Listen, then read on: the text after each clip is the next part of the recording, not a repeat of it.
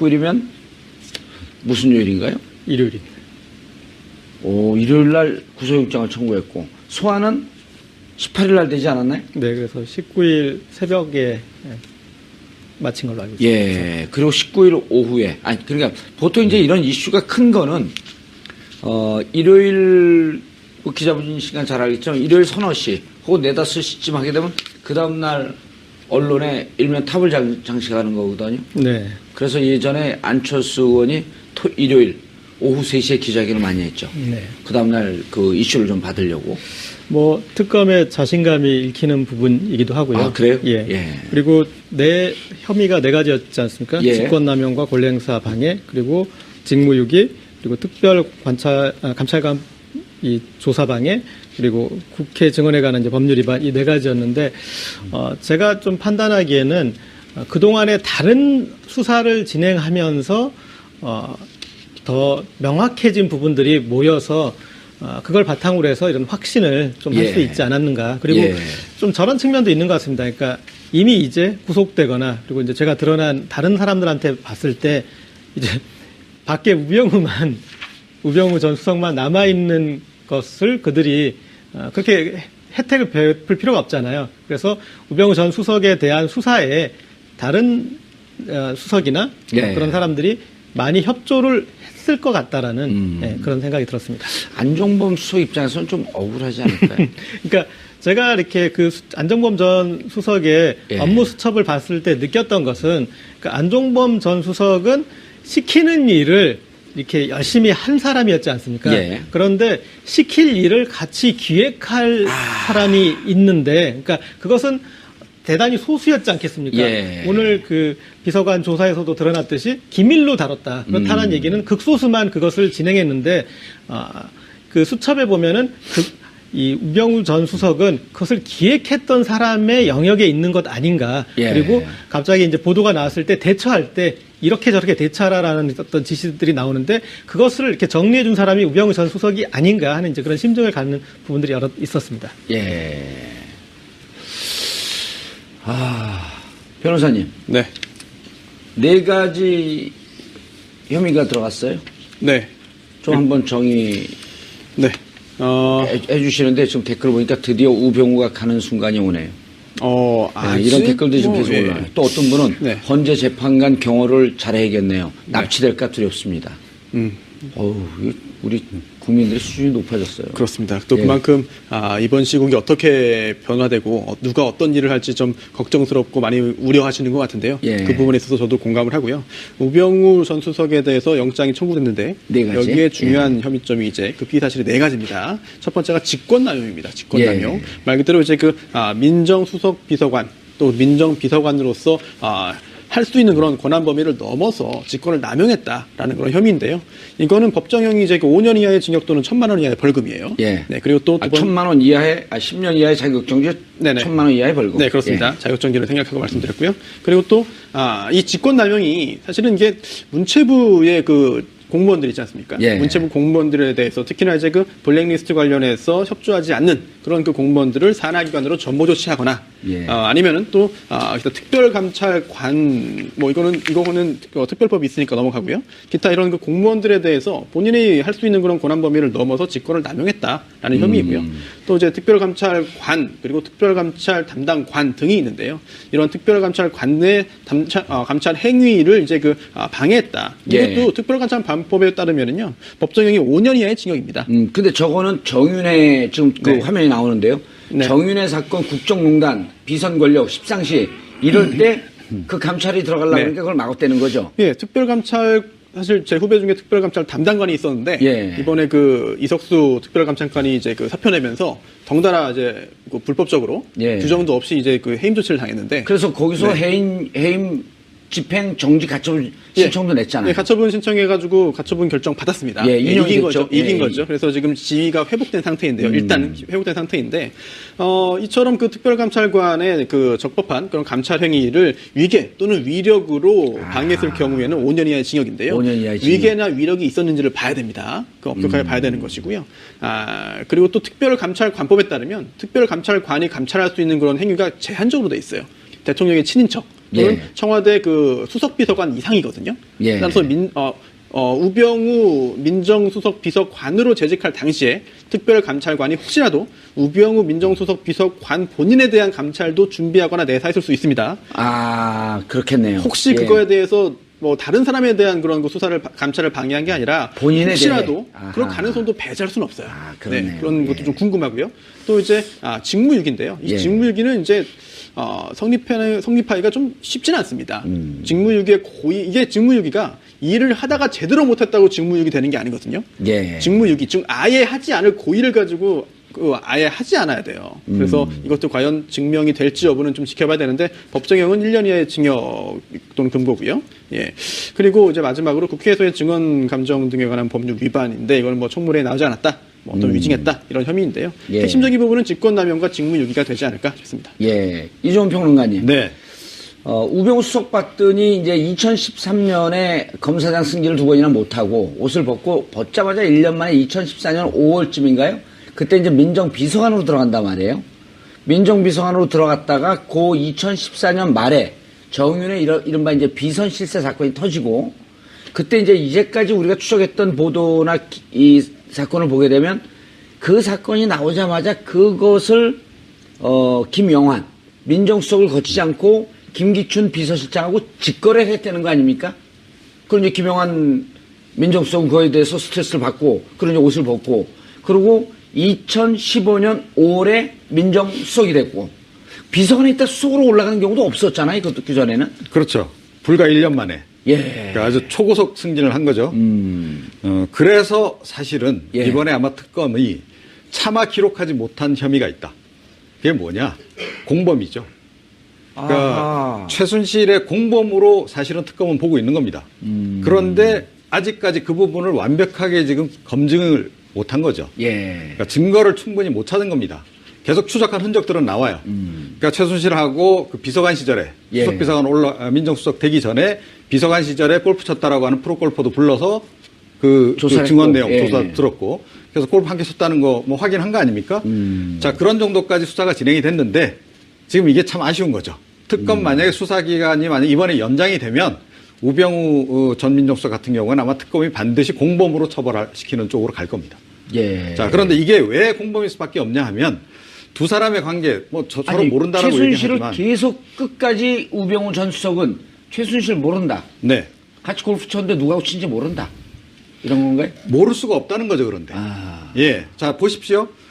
자, 검사장에도 탈락한 어떤 지금 이제 전직 부장 검사 출신 변호사가 있습니다. 예. 이런 사람이 어느 날 느닷없이 청와대 비서관이 될 수 있나요? 그건 불가능한 일이에요. 그죠? 그러네. 그러니까 박근혜 대통령 예를 들어 2012년 대선 과정에서 대선 캠프에서 무슨 법률 자문단이라도 하다못해 했다면 뭐 그럴 수 있어요. 자, 그런데 김기춘 비서실장도 모르는 사람인데 김기춘 전 비서실장도 추천 안 했다는데 갑자기 대통령이 이 사람 꼭 집어서 민정비서관으로 비서관으로 이야기를 딱 했단 말이에요. 사전에 오랫동안 누군가 즉 최순실 씨와 관계가 있었을 개연성이 있다.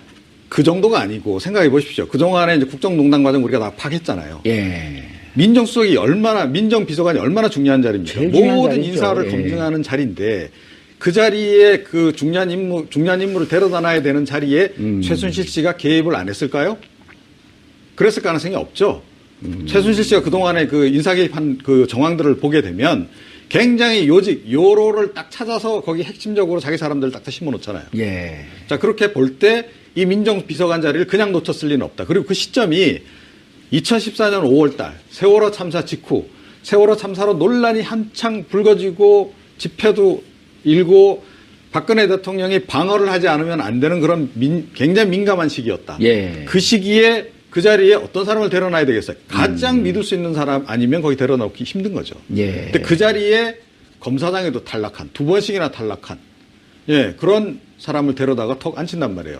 그래서 앉힐 당시부터 논란이 많았던 거예요. 도대체 이게 배경이 뭐냐. 예. 자, 그런데 불과 1년 지나더니 이 사람이 수석비서관이 돼요. 예. 그러니까 다들 깜짝 놀란 거죠. 도대체 이게 뭐냐. 이 사람 뒤에는 뭔가 확실한 우리가 알지 못하는 뭔가 끈끈한 게 있나 보다. 예. 더군다나 비서실장도 경위하지 않고 심지어는 대통령에게 독대까지 해서 보고했다는 거 아니에요? 나머지 수석 비서관들은 대통령 얼굴도 못 보는데. 자, 이런 정도면 대충 파악되는 거 아닌가요? 예, 알겠습니다. 네. 고 기자님, 지금 이제 우리 이종훈 평론가님께서 얘기한 게 확증된 바는 아니지만 여러 가지 정황적으로 봤을 때 이런 해석이 추론이 가능할 수 있겠다. 제가 말씀드렸던 것도 이제 비슷한 맥락인데. 예, 그런데 2014년 5월에 세월호 참사가 일어나서 5월서부터 그때 무슨 이쪽 이제 정가에서 무슨 얘기들이 돌았냐면 잘 기억을 해보시면 이제 본격적으로 공안 통치가 시작될 것 같다.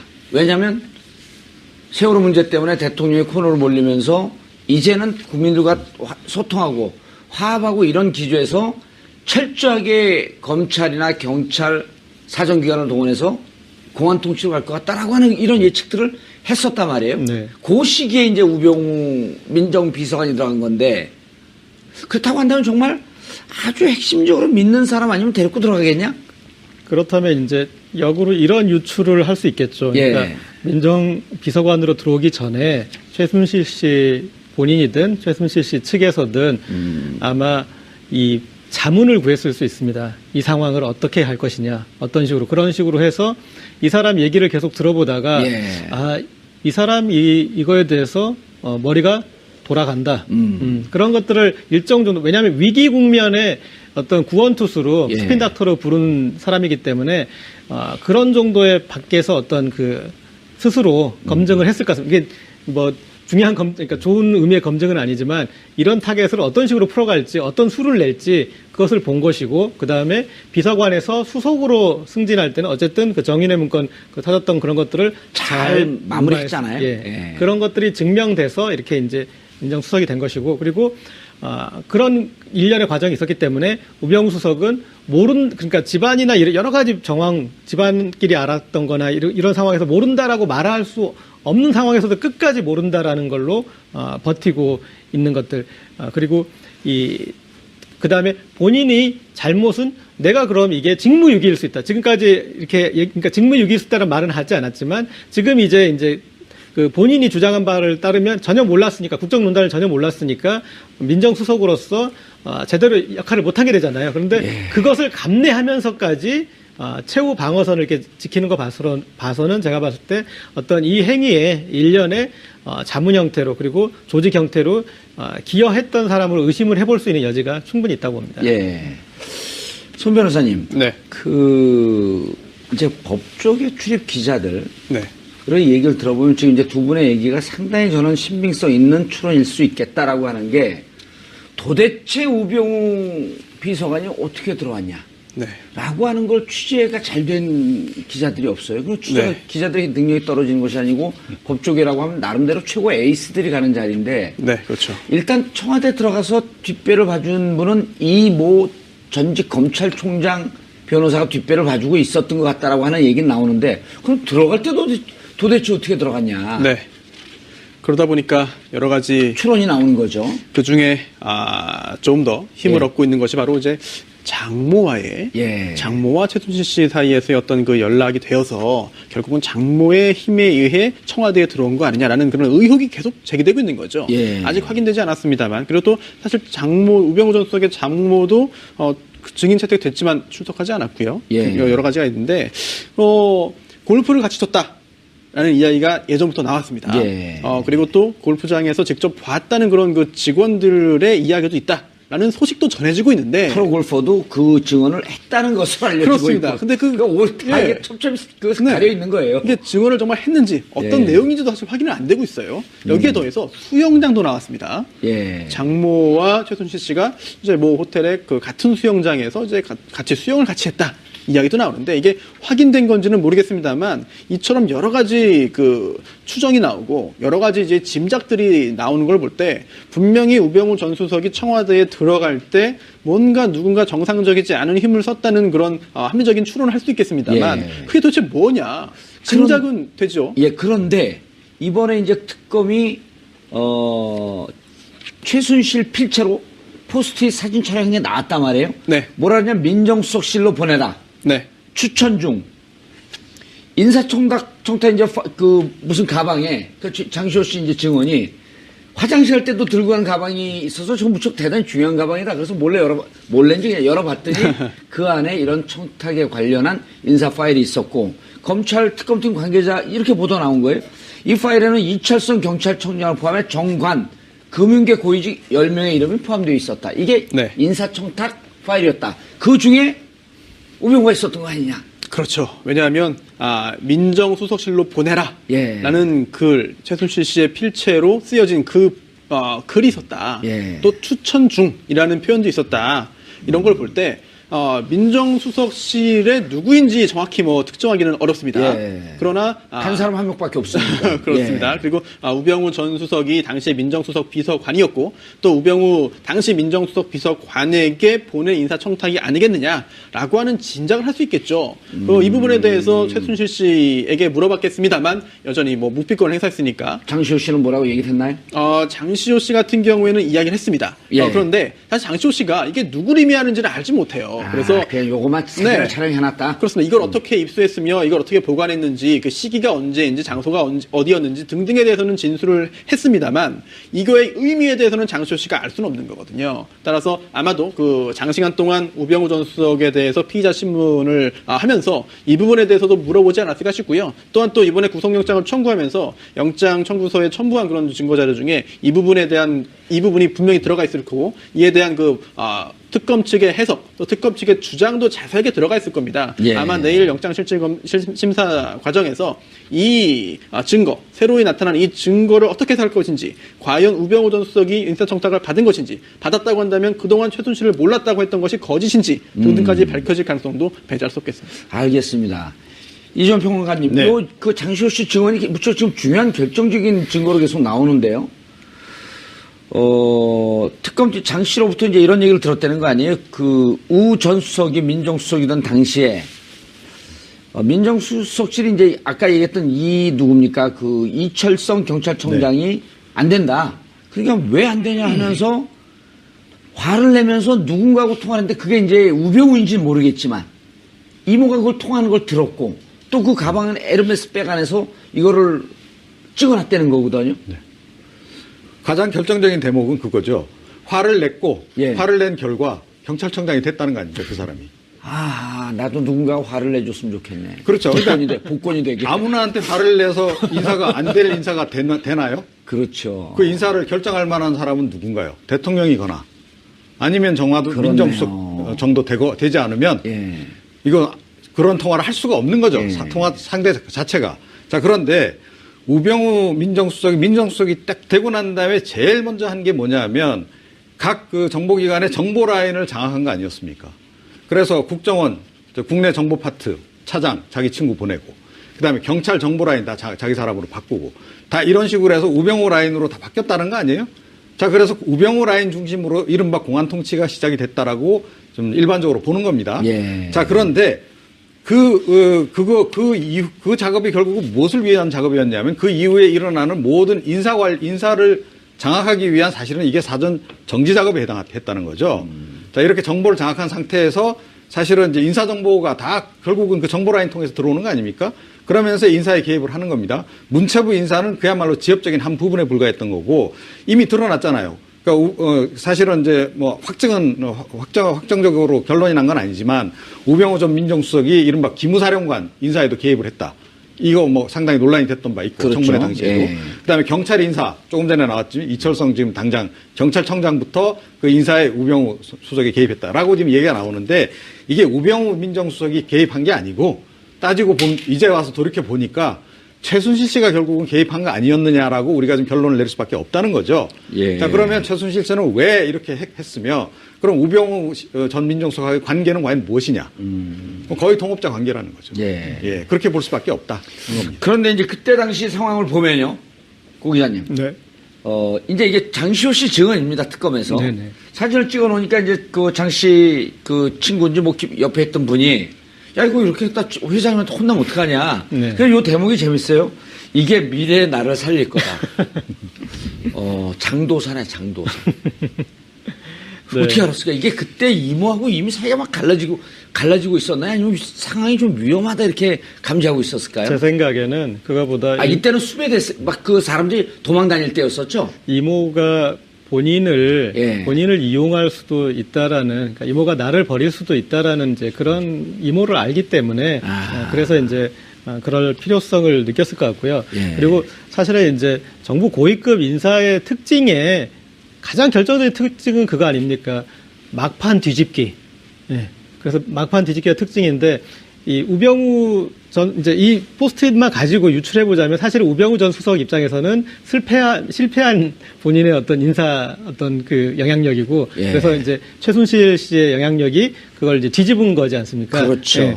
그런데 여기서 이 전화 통화를 직접 한 것 같은 정황, 저는 그게 좀 재밌었어요. 왜냐하면 우병우 전 수석이 어쨌든 이런 뭐랄까요, 공모를 세탁했다고 할까요? 그러니까 청와대에서 최순실 씨가 직접 어떤 식으로든 비서실장이나 그다음에 수석 쪽하고 연락을 하지 않고 정호성이라는 메신저를 통해서 이렇게 연락이 됐기 때문에 사실은 이제 공모 내용이 세탁되지 않습니까? 그렇죠. 예, 그런데 정호성의 중간 브릿지로 있기 때문에. 그런데 너무나 이제 다급한 나머지 이렇게 이제 그렇게 얘기를 했다면 이것은 정호성 전 비서관한테 호통칠 일은 아니잖아요. 그렇죠. 예, 이거는 이 사안의 어떤 그 긴급성이나 뭐 어떤 그런 중요성에서 봤을 때 당사자한테 통화를 했을 수도 있어서 저는 좀 그래서 그 부분이 좀 재밌었습니다. 예. 그런데 손 변호사님, 네. 아주 대단한 분이에요. 이런 증거를 검찰에서 이제 이렇게 증거를 내놔도 모릅니다. 네네. 장시호 씨하고 대면은 안 시켰겠지만 네. 이쯤 나오게 되면 좀 무너지는 거 아닌가요? 좀 대단한 우꾸라지 같아요. 사실 김기춘 전 실장과 조윤선 전 장관도 물론 아직 확정 판결 나온 건 아닙니다만 끝까지 혐의 사실을 부인했습니다. 그리고 또 실제로 그 특검 조사 당시에도 끝까지 혐의 사실을 부인했고요. 영장 청구됐고 영장 실질 심사 때도 부인했습니다. 그런데도 영장 발부됐거든요. 그렇죠. 네, 그렇기 때문에 무조건 아니다, 모른다라고 하더라도 중요한 거는 증거겠죠.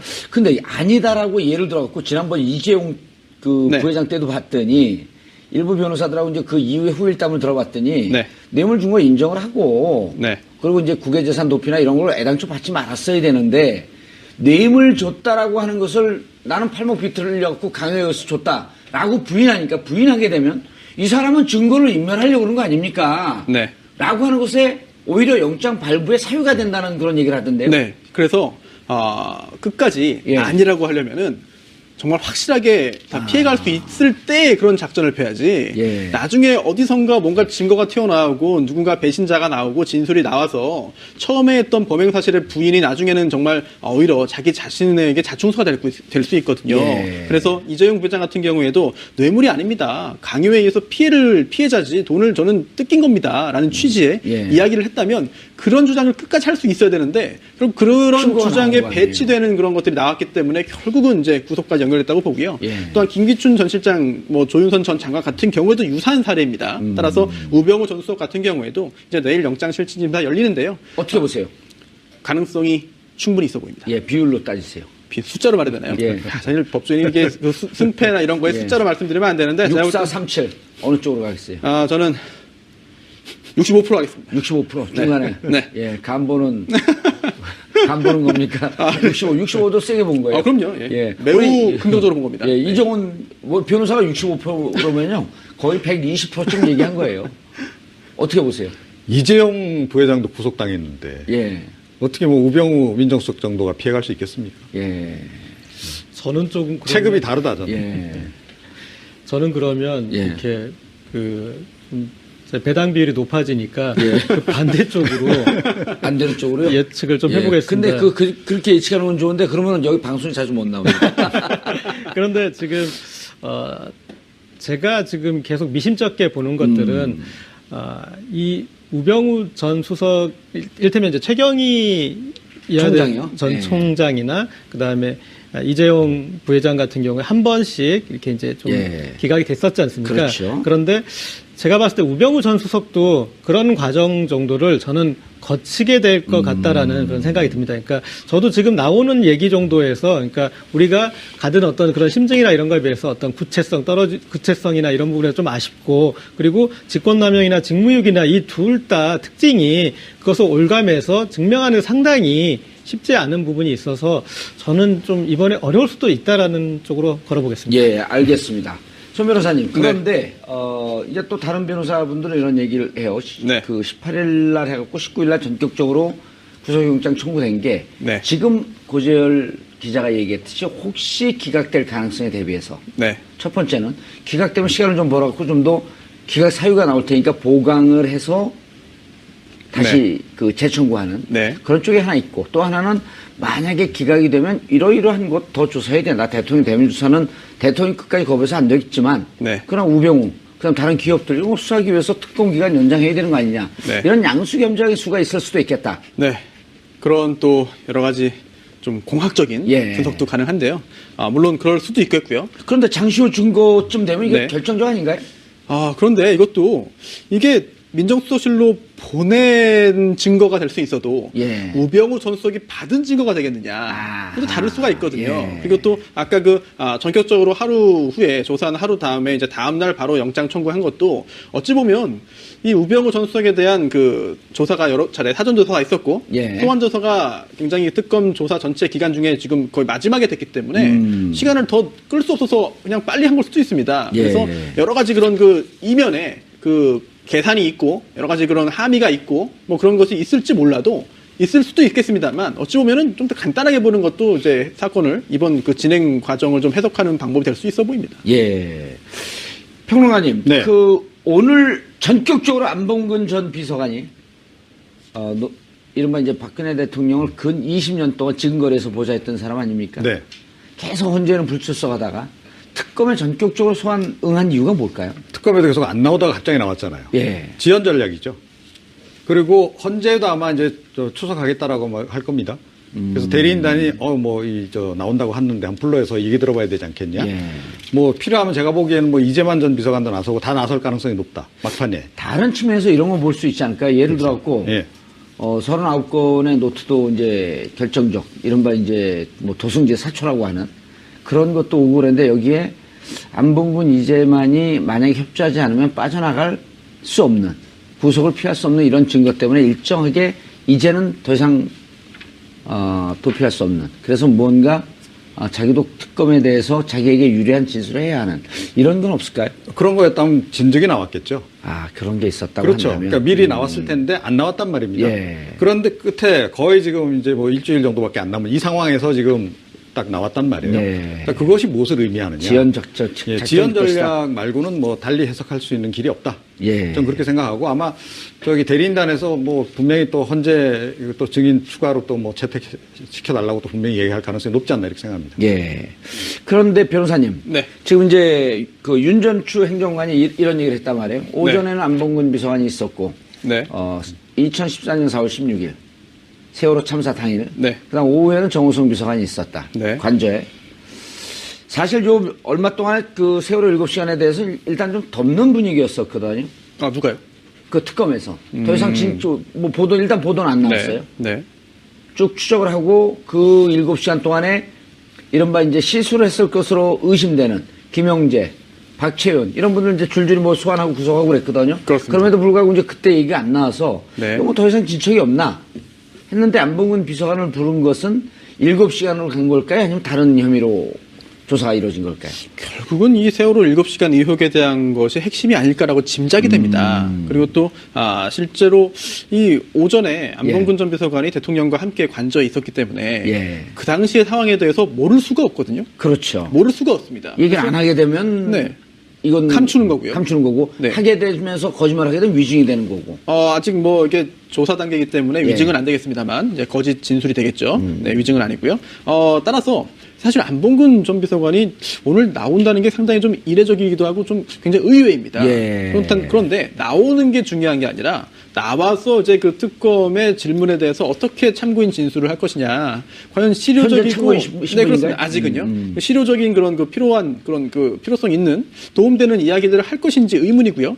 또 특검은 또 이런 말도 했습니다. 원론적이라는 단서를 붙였지만 지금 현재 참고인 신분이긴 하되 앞으로 이제 그 진행 상황에 따라서는 피의자로 전환될 수 있다라고 했거든요. 예. 그렇다면 7시간뿐만이 아니라 이제 청와대의 그 의료농단 그리고 또 이른바 그 보안 손님에 대한 그런 그 출입 등등 예. 관련해서 안봉근 전 비서관 개인에 대한 어떤 혐의점도 비중 있게 볼 수 있겠습니다만 개인적으로는 이런 세월호 7시간에 대해서는 정말 너무나 알고 싶습니다. 누구 한 명이라도 정말 자신이 직접 보고 들은 사실에 대해서 정말 양심의 가책을 느끼지 않을 정도로 말해야 되는데 과연 그런 사람이 있는지 의문입니다.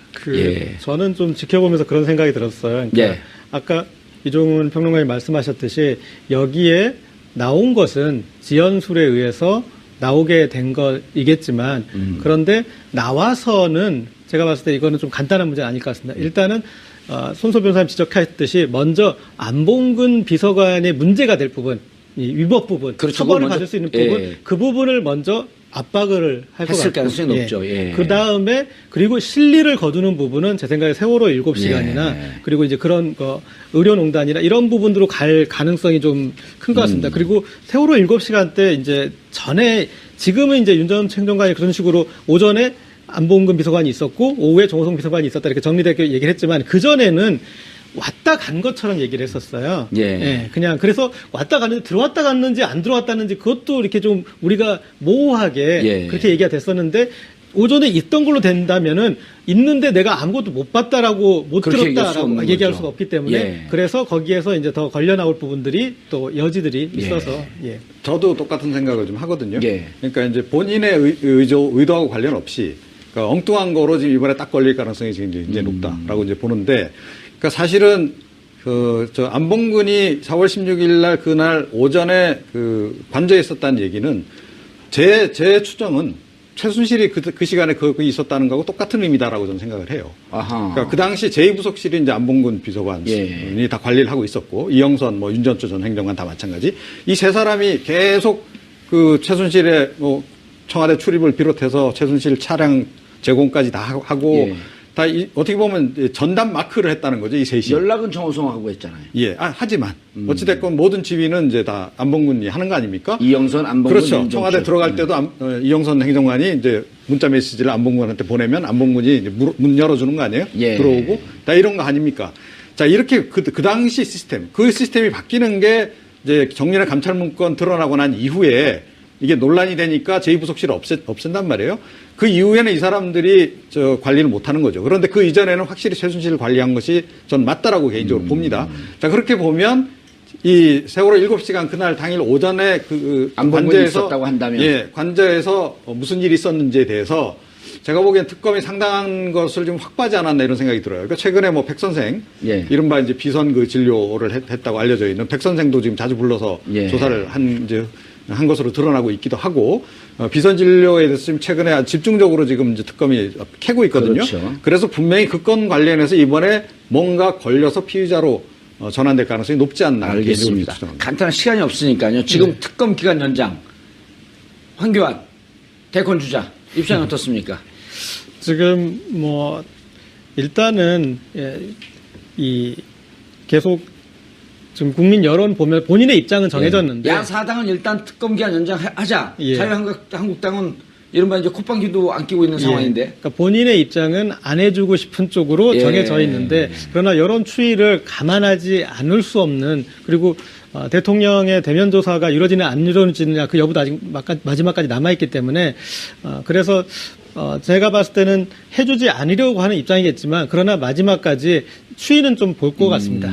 박주민 의원 증언에 따르면 이재용 구속될 때 막 박수를 치고 환호하는 국민들의 모습을 직접 보고 여러 가지 생각이 있었을 것이다. 봤다는 거거든요.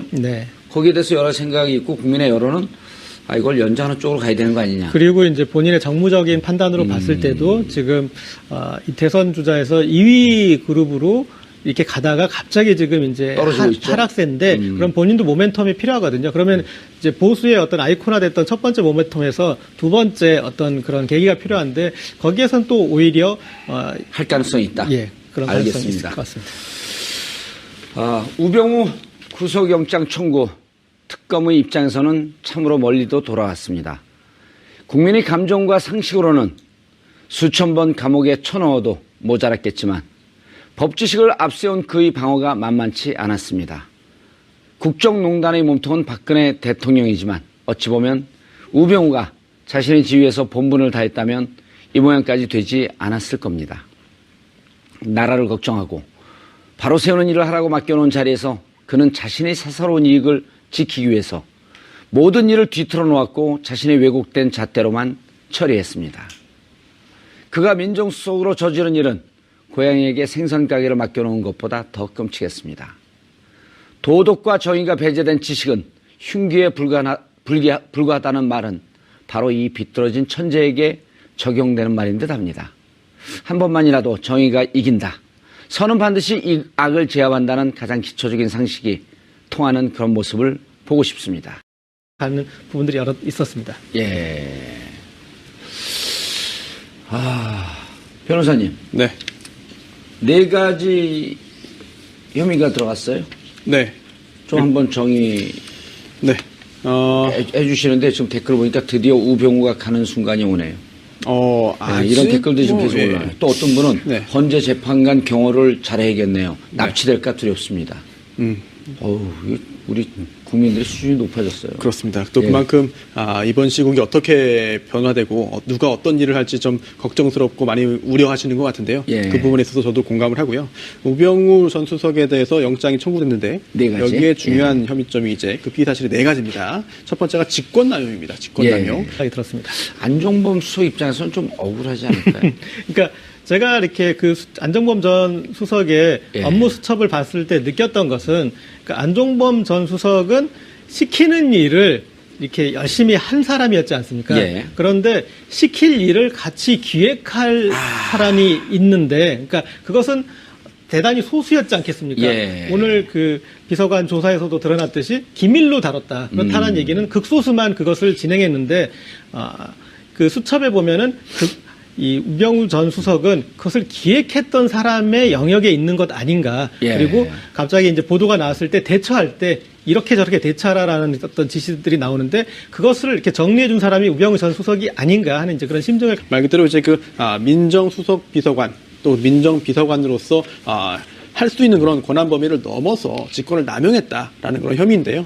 이거는 법정형이 이제 5년 이하의 징역 또는 1,000만 원 이하의 벌금이에요. 네, 그리고 또 1,000만 원 이하의 10년 이하의 자격정지, 1,000만 원 이하의 벌금. 네, 그렇습니다. 자격정지를 생각하고 말씀드렸고요. 그리고 또 이 직권남용이 사실은 이게 문체부의 그 공무원들 있지 않습니까? 문체부 공무원들에 대해서 특히나 이제 그 블랙리스트 관련해서 협조하지 않는 그런 그 공무원들을 산하기관으로 전보 조치하거나 아니면은 또 특별감찰관 이거는 특별법이 있으니까 넘어가고요. 기타 이런 그 공무원들에 대해서 본인이 할 수 있는 그런 권한 범위를 넘어서 직권을 남용했다라는 혐의이고요.